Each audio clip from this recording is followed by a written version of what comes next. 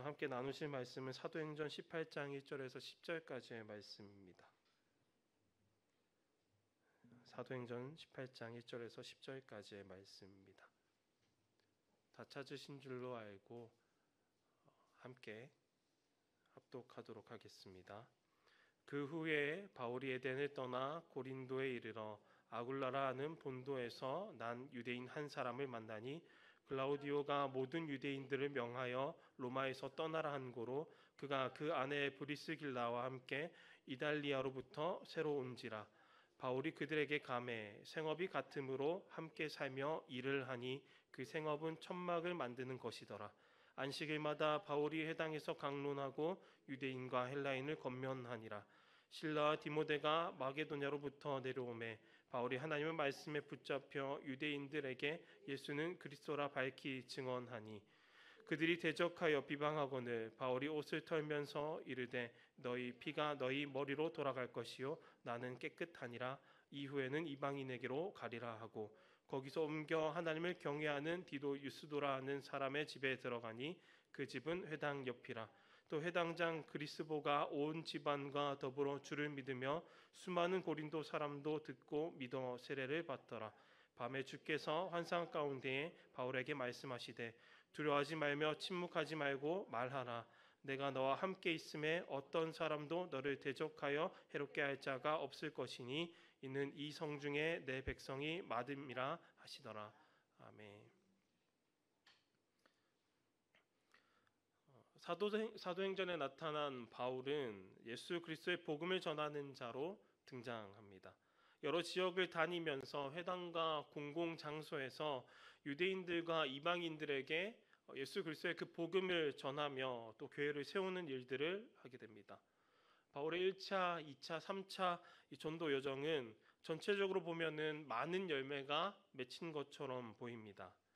그러나 그 사역의 한순간 한순간들 그 과정을 살펴보면은 그리 순탄한 과정은 아니라는 것을 우리가 알게 됩니다.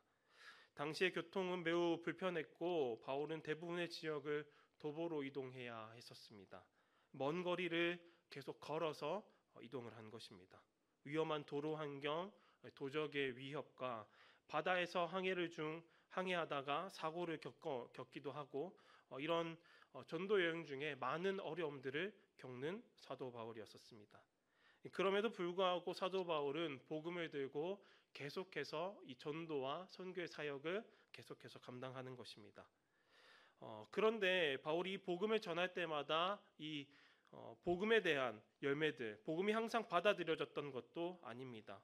오히려 많은 사람들이 바울이 전하는 이 복음을 거부하는 때도 있었습니다. 일부는 바울을 조롱하기도 했고 무시하기도 했으며 어떤 이들은 폭력을 행하기도 하였습니다. 복음을 전한다는 이유 하나만으로 감옥에 갇히고 매를 맞고 생명의 위협을 받는 일들을 수없이 겪어야 했었습니다. 그럼에도 불구하고 사도 바울은 계속해서 복음을 전하는 모습을 우리에게 보여줍니다. 오늘 본문에서 바울은 2차 전도 여행 중에 있습니다. 바울은 빌립보에서 데살로니가로 그리고 베레아를 거쳐서 아테네로 왔습니다. 아테네는 우상이 가득한 도시였었습니다.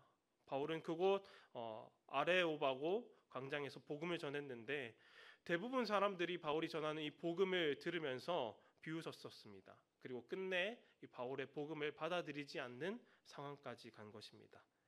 아테네에서 사역은 몇 사람들이 듣고 믿기는 하였으나 큰 외적인 열매는 없는 사역이라는 것입니다.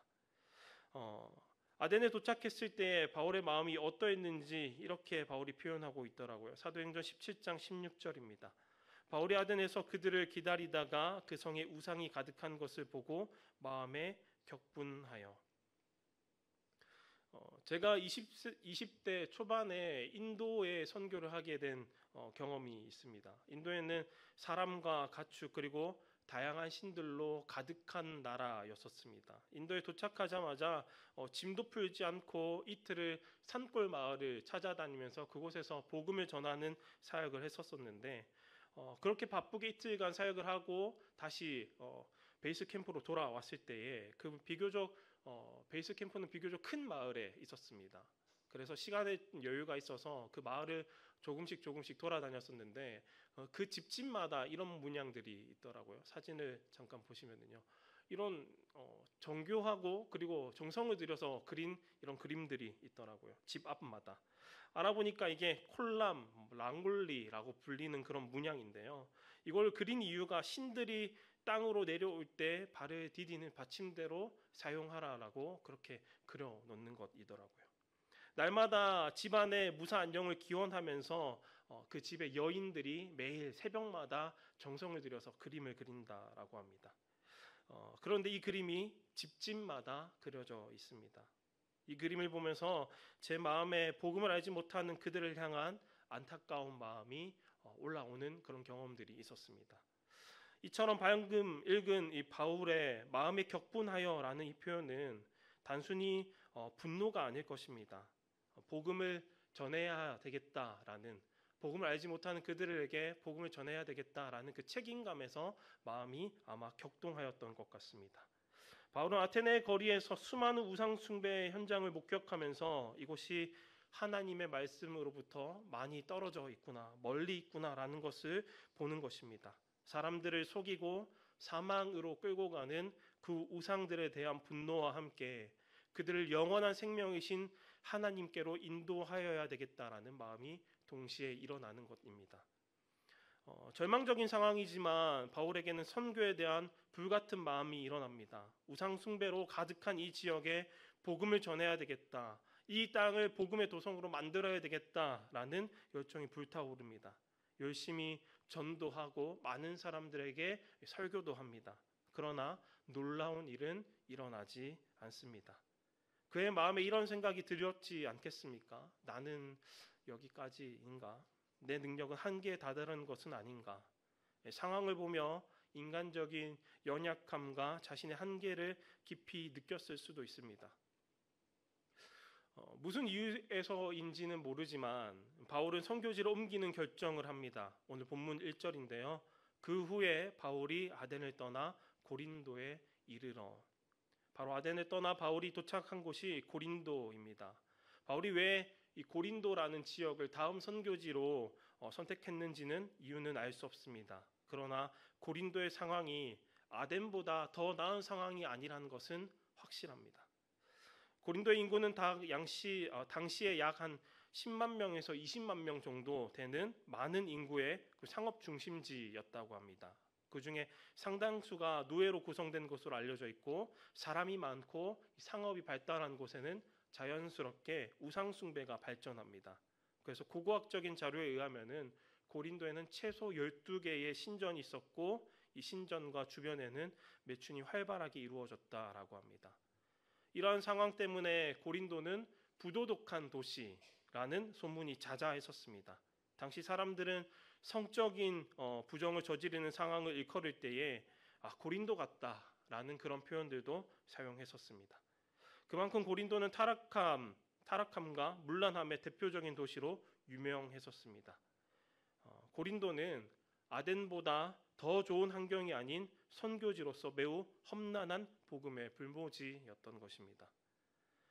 아덴에서 다음 선교지를 선택할 때에 바울이 이 사실을 몰랐을까 한번 생각해 보았습니다.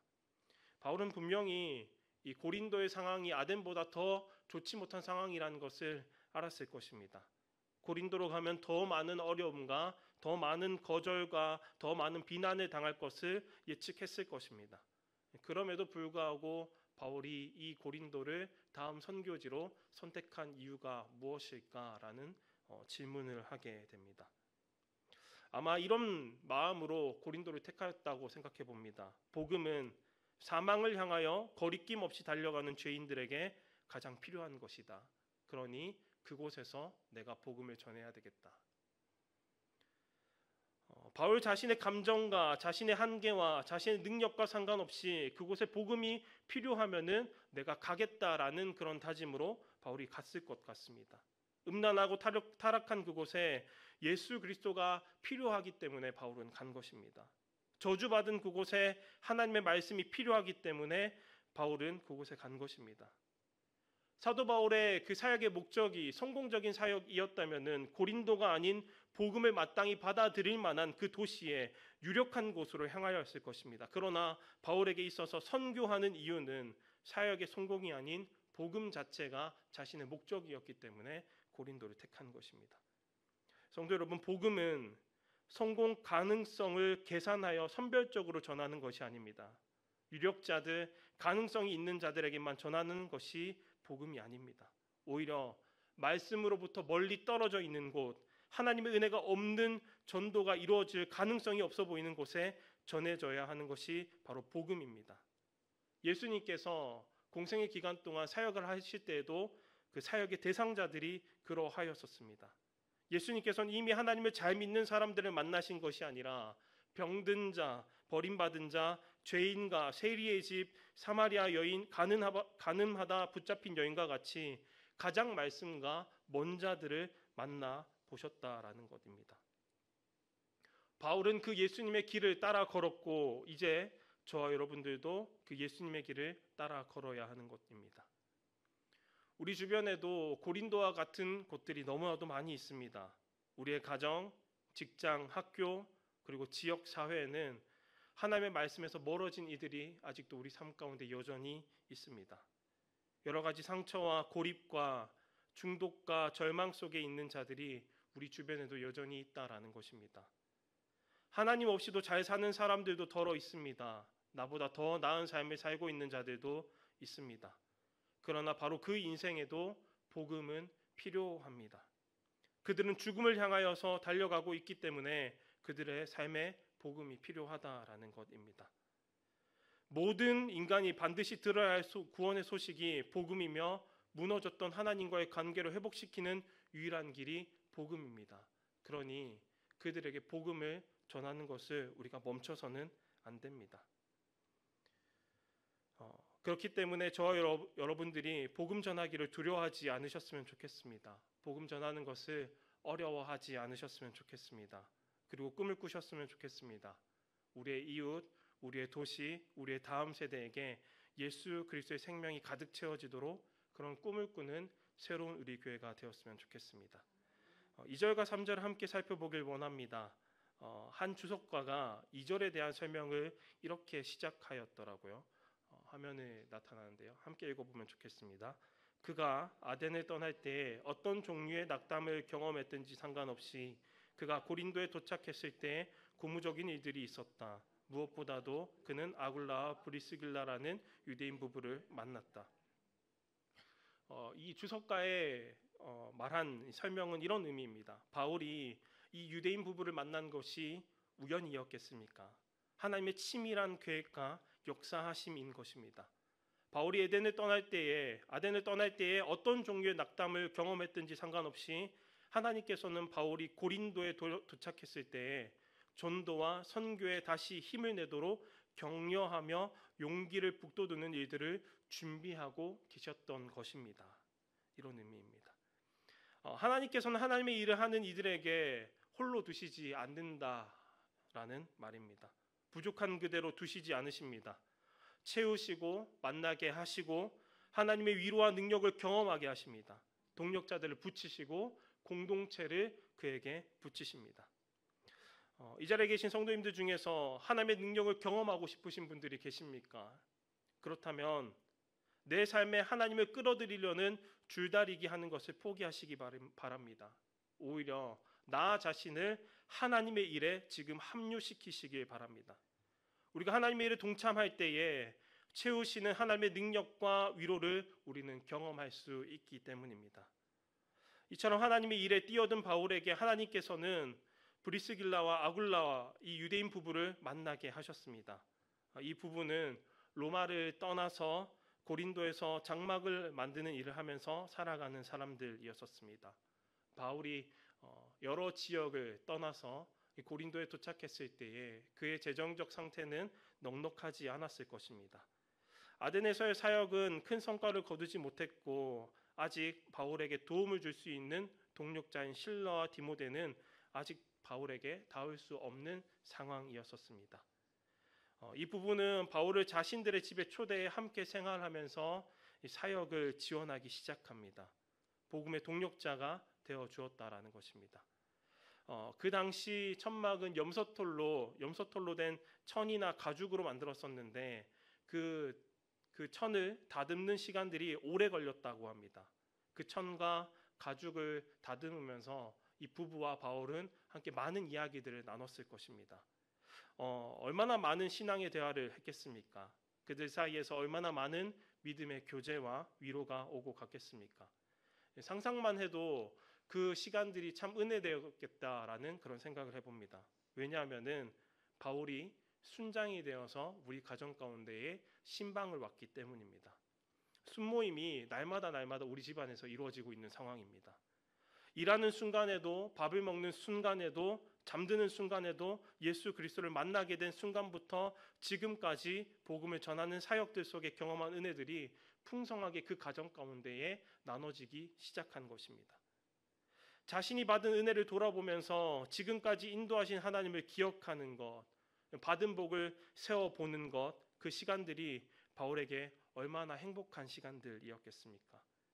돌아보니 고난의 순간, 내가 탈진했던 순간, 지쳤던 그 순간들, 그 모든 순간마다 하나님은 바울에게 복을 주셨다라는 것을 바울이 그제서야 깨달았을 것입니다. 이처럼 우리가 해야 할 것은 받은 복을 세워보는 것이어야 합니다. 원망과 불평하는 것이 아닌 지금까지 나를 인도해 주신 하나님께 감사할 제목들을 탐색해보는 것입니다. 바울은 그들과 대화할 때마다 많은 확신을 가졌을 것입니다. 내가 이 도시에 온 것은 하나님이 보내신 것이 명확하다. 이 부분은 하나님께서 허락하신 은혜의 표지, 하나님의 은혜의 사인이다. 내가 고린도에 온 것은 우연이 아니라 하나님께서 준비하신 그 사역이다 라는 이런 생각들을 했을 것 같습니다. 이런 하나님의 섭리가 오늘 우리에게도 동일하게 나타날 줄 믿습니다. 우리가 하나님의 부르심에 순종하여서 복음의 길을 걸을 때에 그 길이 언제나 명확하고 안정적이지는 않을 것입니다. 때로는 지칠 수도 있고 마음이 낙심되며 가진 것을 다 허비하고 함께 걸을 사람조차 한 사람도 없는 그런 외로운 순간이 생길 수도 있습니다. 그러나 그 순간에도 하나님은 보이지 않는 손으로 우리의 필요를 예비하고 계신다는 것을 우리가 기억하여야 합니다. 동력할 동력자를 우리를 향하여 보내고 계심 우리는 기억하여야 합니다. 바울에게 아굴라와 브리스길라를 예비하신 하나님은 오늘 우리에게도 고린도와 같은 삶의 터전에서 함께할 동력자들, 은혜를 나눌 그 공동체를 주셨습니다. 지금 내 옆에 앉아 계신 그 성도님이 아굴라와 브리스길라라는 것을 잊지 않으셨으면 좋겠습니다. 새로운 우리 교회에서 방어진이라는 고린도에서 함께 복음을 전파할 그 브리스길라와 아굴라가 저 멀리 있는 것이 아니라 이 자리에 함께 있다라는 것입니다.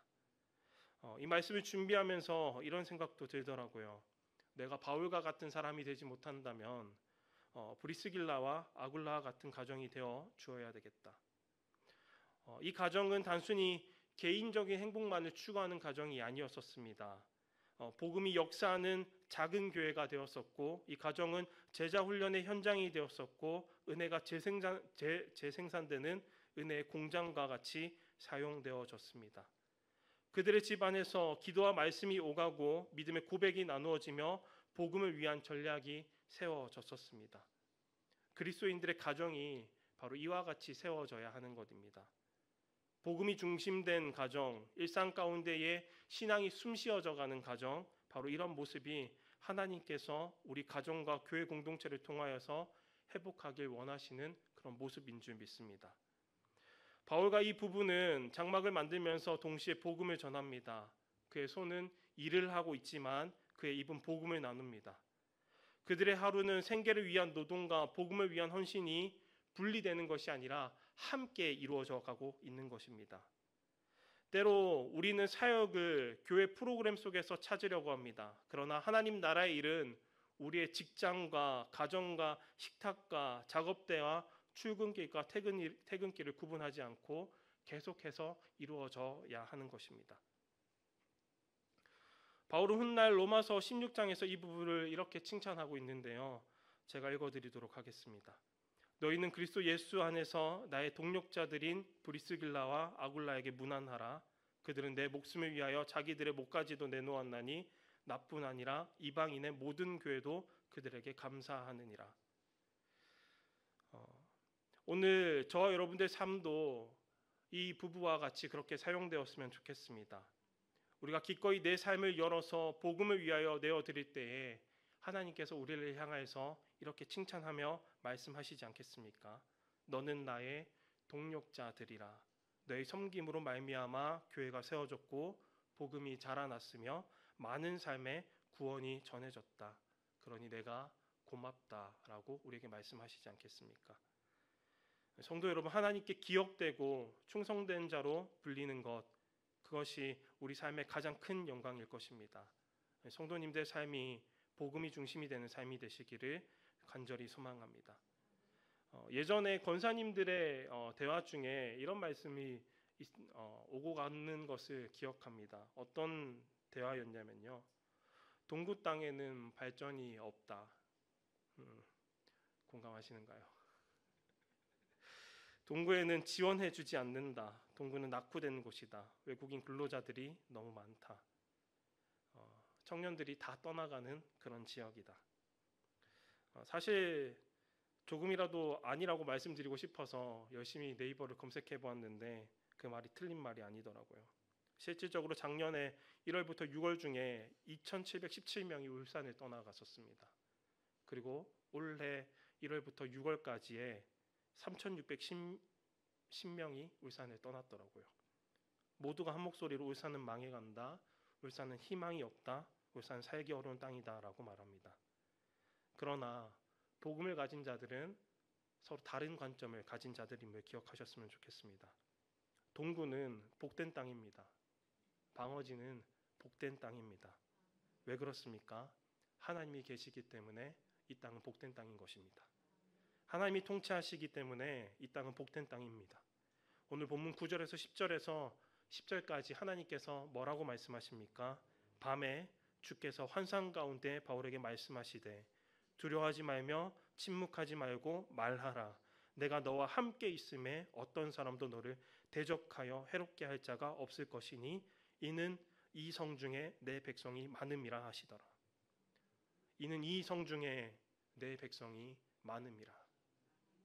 여러분, 울산 땅에, 동구 땅에 하나님의 백성이 많음을 기억하시기 바랍니다. 동구만 그렇겠습니까? 방어진만 그러하겠습니까? 더 넓게는 울산 땅이 하나님의 그 복된 땅인 줄 믿습니다. 한반도가 복된 땅인 줄 믿습니다. 젊은이들이 말하는 그 헬조선이 아니라 복의 근원이신 하나님이 통치하시기에 그 하나님께서 다스리시기 때문에 이 나라는 복된 땅인 줄 우리가 믿습니다. 우리의 삶도 동일합니다. 내 삶에 복음이 있다면, 내 삶 가운데 하나님이 계신다라면은 내 삶은 저주받은 삶이 아니라 복된 삶이라는 것입니다. 그러니 믿음으로 계속해서 선포하시기 바랍니다. 내 삶은 하나님이 계시기에 복되다. 울산 땅은 하나님이 다스리기 때문에 복된 땅이다라고 선포하시기 바랍니다. 이번 달 초에 제가 목요 전도 때 잠깐 나눴던 이야기인데요. 성도님들과 다시 한번 좀 나누면 좋을 것 같아서 이렇게 준비해 왔습니다. 울산의 선교 역사에 대해서 잠깐 이야기하면 좋겠는데요. 울산을 최초로 방문한 개신교 선교사는 베어드 선교사라고 합니다. 베어드 선교사. 1891년 2월에 부산에 도착하였다가 4년을 부산에 거주하면서 경상도 일대를 순회하면서 전도하는 삶을 살았던, 사역을 했던 선교사입니다. 크게 3번의 순회 전도를 하였었는데 1892년에 1차, 1893년에 2차로 경상도 지역을 순회하면서 전도하였다라고 합니다. 그런데 2차로 전도하는 그 순회 전도 사역 가운데에 울산 땅을 방문했다라는 기록이 남아 있습니다. 그 기록을 잠깐 읽어드리도록 하겠습니다.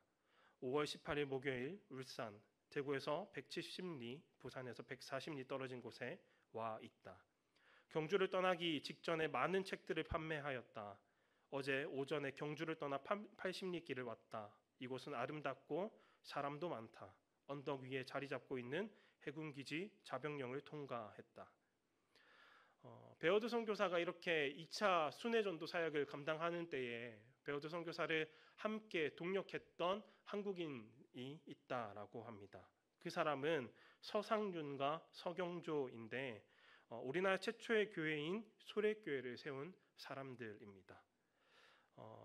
이 베어드 선교사와 서경조가 함께 울산을 방문하면서 서경조가 남긴 얘기가 있는데요. 그것을 잠깐 함께 살펴보면 좋을 것 같습니다. 1893년 봄에 고윤하의 권유로 같은 기차를 타고 부산에 내려가서 몇 달 동안 머물렀습니다. 그러다 전도 활동을 위하여서 백 목사님과 함께 양산, 대구, 용궁, 안동, 전의, 경주를 거쳐서 울산으로 돌아왔습니다. 대구에서는 여러 책을 주었지만 전도 활동은 할 수 없었습니다.